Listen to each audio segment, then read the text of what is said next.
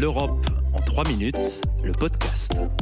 Toute l'Europe vous propose de mieux saisir les enjeux et le fonctionnement de l'Union européenne en 3 minutes. Une série audio courte et sans jargon.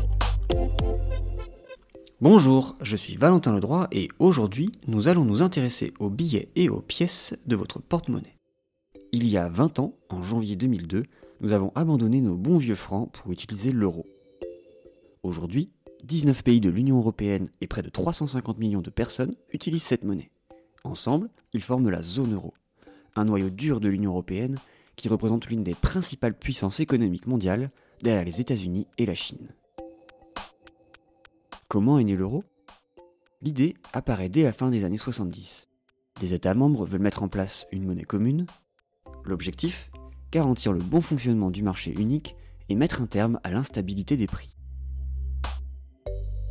Le chemin est long, mais le projet se concrétise en 1992 avec l'adoption du traité de Maastricht qui prévoit la création de l'euro et d'une banque centrale européenne indépendante des États membres. À l'époque, le Royaume-Uni et le Danemark, rejoints un peu plus tard par la Suède, refusent d'abandonner la livre et la couronne, et réussissent à obtenir une dérogation. Mais depuis le grand élargissement de 2004, tous les nouveaux entrants s'engagent à intégrer l'euro. Pour faire partie du club, il faut remplir 4 conditions, les fameux critères de convergence. Si les 3 premiers portent sur la stabilité des prix, le taux de change et les taux d'intérêt, le 4e et le plus important concerne les finances publiques.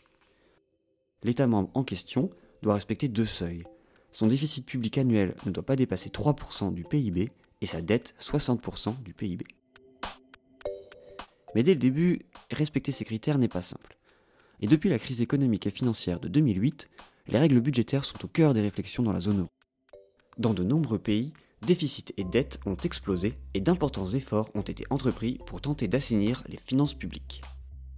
Plus de 10 ans après la crise financière, l'UE cherche encore à en tirer les enseignements. Avec quelques certitudes, la monnaie unique a permis d'amortir les effets de la crise en évitant que chacun ne dévalue sa monnaie nationale et elle s'est imposée dans les échanges internationaux face au dollar. Aujourd'hui, les Européens ont donc dit adieu au taux de change dans la zone euro, facilitant leurs voyages et leurs transactions.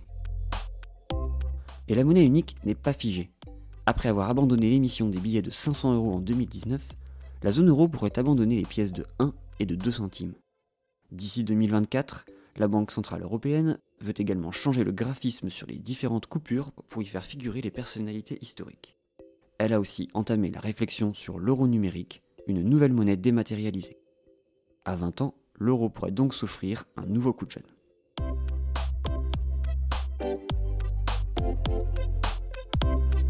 Retrouvez l'Europe en 3 minutes, le podcast sur www.touteleurope.eu et sur votre plateforme d'écoute préférée.